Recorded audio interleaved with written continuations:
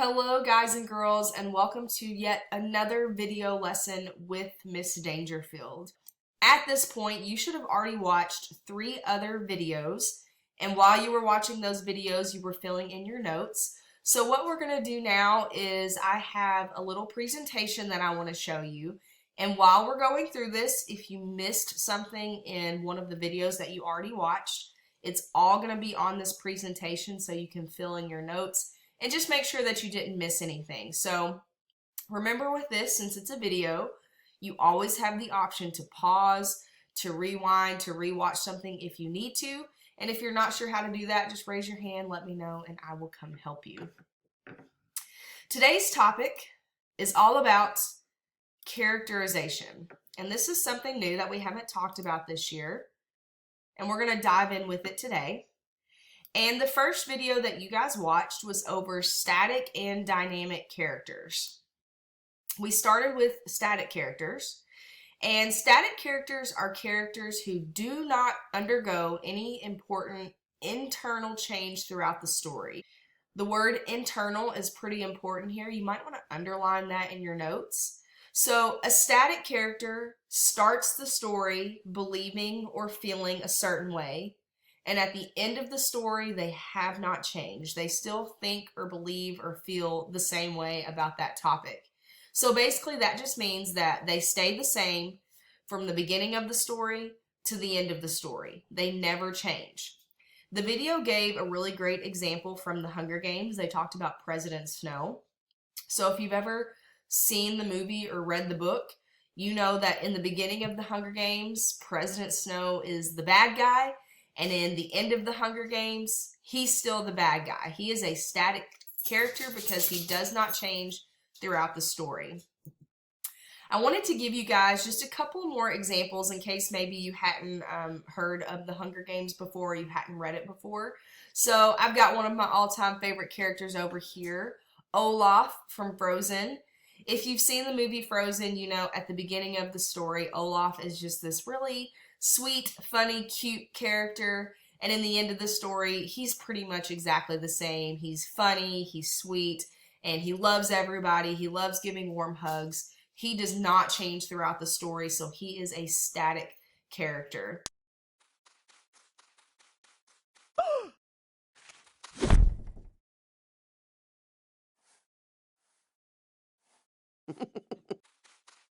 And then over here on the other side, also one of my all-time favorite books, the Harry Potter series. If you've read the books or you've seen the movie, you know who this guy is. Voldemort. He is the bad guy in the beginning of the story. He's still evil and horrible and awful and bad in the end of the story. So he is a static character. He never changes. That leads us into the next part of our notes where we were talking about dynamic characters. Dynamic characters are the opposite of static characters. So dynamic characters start off believing or feeling one way, but then they see things differently by the end of the story. Now, something that's really important to remember here is that we're talking about internal feelings. So a character is not a dynamic character if they look different on the outside. Like maybe in the beginning of the story, the character has really long hair, but at the end of the story, they get their hair cut and now they have short hair. That does not make them a dynamic character. To be a dynamic character, something has to change on the inside. Their opinions, their beliefs, or their values. That's what makes them a dynamic character, not their physical appearance. So basically, that means that they change from the beginning of the story to the end of the story. And the video use the Hunger Games again. They use Katniss Everdeen. So if you remember, if you've read the book or you've seen the movie, you know that in the beginning, she's very protective of her family, and she's kind of just wants to sort of blend in. She even thinks about running away. But then by the last book or the last movie, she becomes like this big kind of hero and political figure. And so she changes a lot from the beginning of the story to the end of the story. That makes her a dynamic character. I wanted to give you guys a couple more examples from some of my all-time favorite movies. Over here on the left, we've got Frozen again. Elsa from Frozen is a dynamic character. If you remember in the beginning, She's really upset about her powers. She doesn't like them. She thinks that they're a bad thing. But then at the end of the story, she learns that her powers are a part of her and she really appreciates them and she uses them to help other people. And it actually turns out to be a good thing. So she is a dynamic character. And then, I love this movie, Moana. Maui from Moana, if you remember in the beginning, when Moana first meets him, he's like really self-centered. He's kind of a jerk to her. He really only cares about himself. Now he always has time for his fans. When you use a bird to write with, it's called tweeting. But then at the end, he actually comes back and helps Moana and is very selfless and even like almost gives his life to protect her. So he is a dynamic character. He changes from the beginning of the story to the end of the story. Remember, it's not an external change. It's something that happens on the inside for the characters. The next thing that we talked about was major and minor characters, and you all watched the kind of silly little cartoon video for this one. A major character are characters who the story is mostly about. A great example was from the video that we watched, Great Leader. He was a major character in the story, but I wanted to show you guys a couple of more examples. Another one of my favorite movies, Finding Nemo. Major characters in that story would be Dory and Nemo. The story is mostly about them, so they are major characters. Hey, Mr. Grumpy Gills. When life gets you down, you know what you gotta do? I don't want to know what you gotta do. Just keep swimming, just keep swimming, just keep swimming, swimming, swimming. And then minor characters are the exact opposite. They're characters who are in the story, but the story is not mostly about them. They're just there to help the story move along. So in the video, it gave the example of the elite hamster guard. But I wanted to show you all a couple of more examples. Again, from Finding Nemo, the turtles that they meet along the way, those are minor characters. They're great characters and they're funny, but they're not who the story is mostly about. You so totally rock, Squirt! So give me some fin. Noggin. Dude. And then we also had the shark in Finding Nemo. Again, he's an awesome character, but the story is not mostly about him, so he is a minor character. The last thing that we talked about, and I think this is the part that's a little bit trickier, direct and indirect characterization. Characterization is the process by which the writer reveals the personality of a character. So it lets us know who that character is as a person.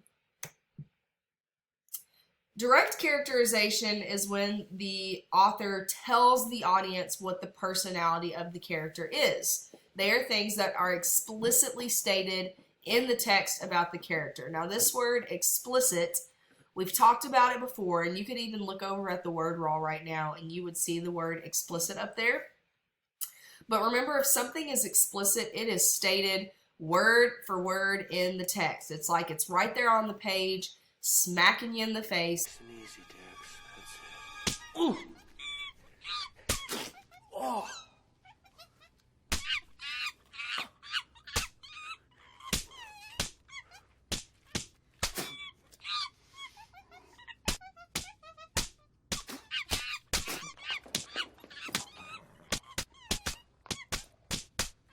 Good Lord, Lawrence, why are you slapping a monkey?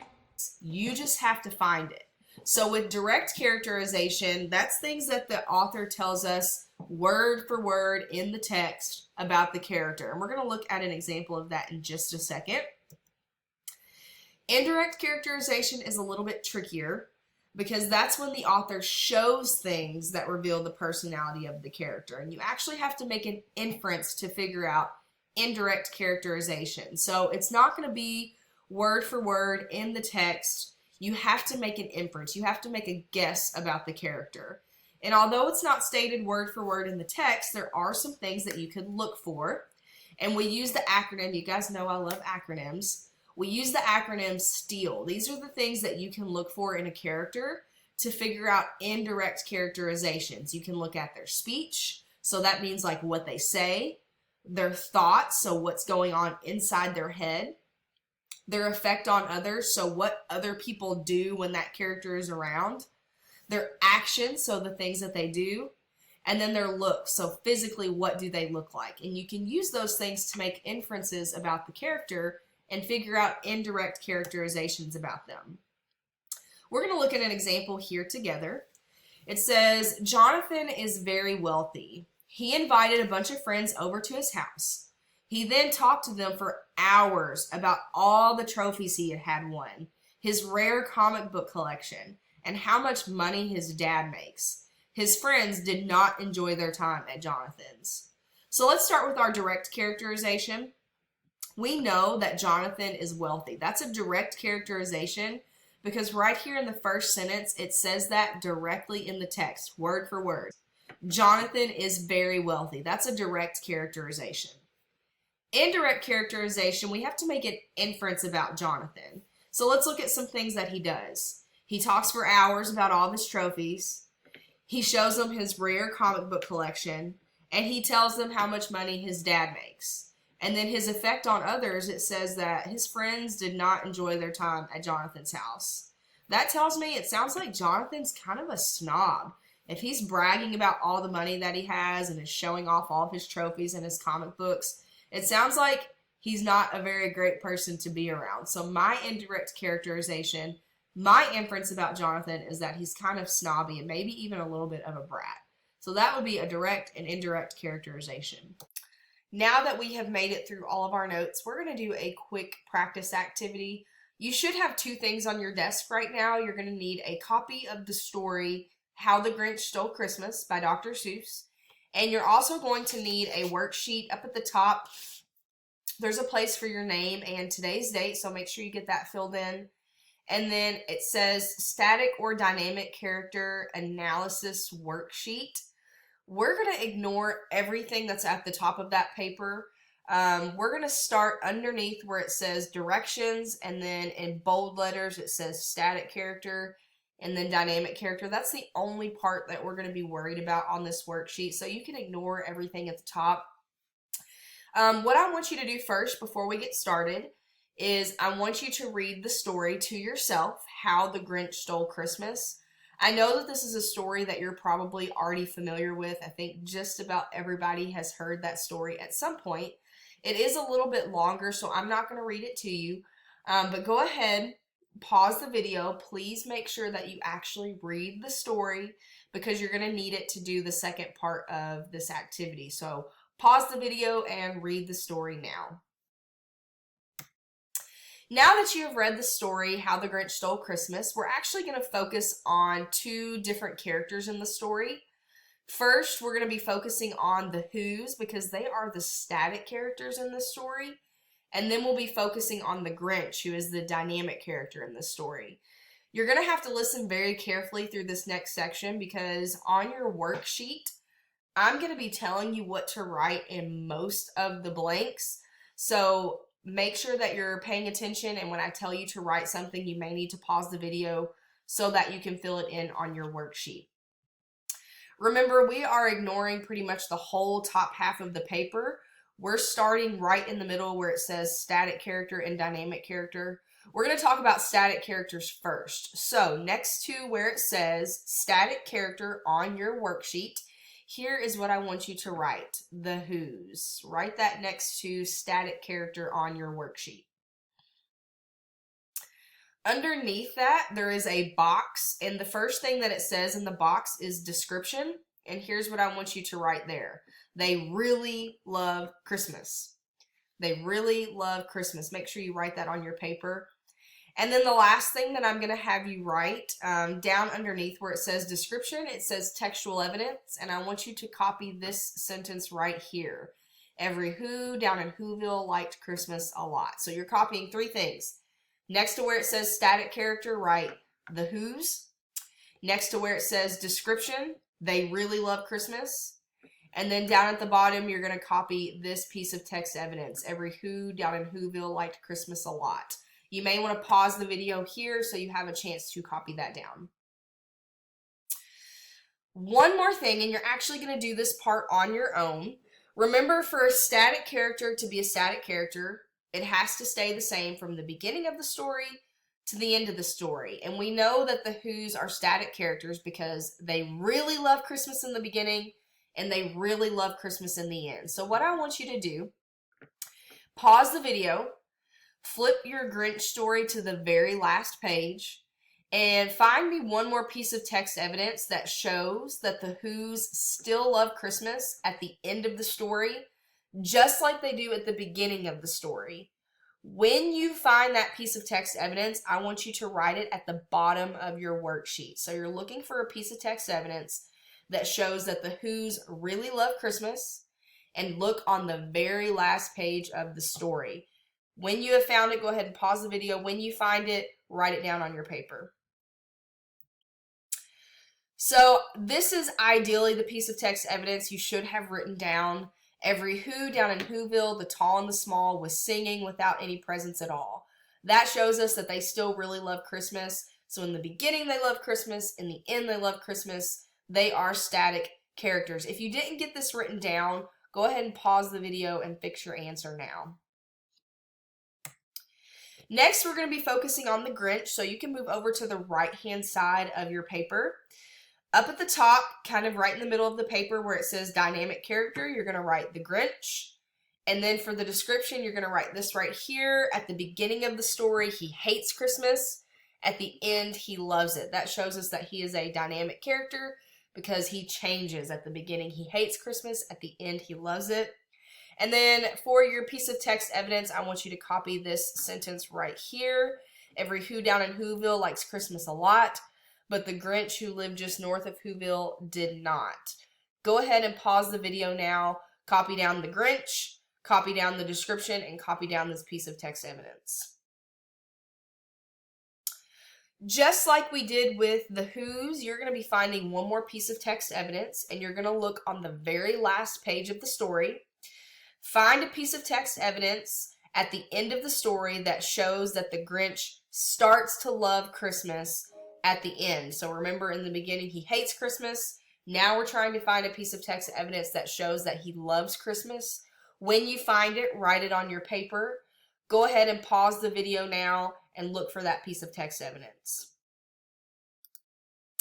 For this one, you had a couple of options. These are a few that I found. The first one was, and what happened then? Well, in Whoville, they say that the Grinch's small heart grew 3 sizes that day. That would be a good piece of text evidence to show that he has changed. In the beginning of the story, he hated Christmas. At the end of the story, he started to like it, so he is a dynamic character. Or you could have used this one, and he himself, the Grinch, carved the roast beef. That would be another piece of text evidence that shows that he changes. You may have found something different on the last page if you wrote down something else. That is totally okay as long as it shows that the Grinch has changed and now he likes Christmas.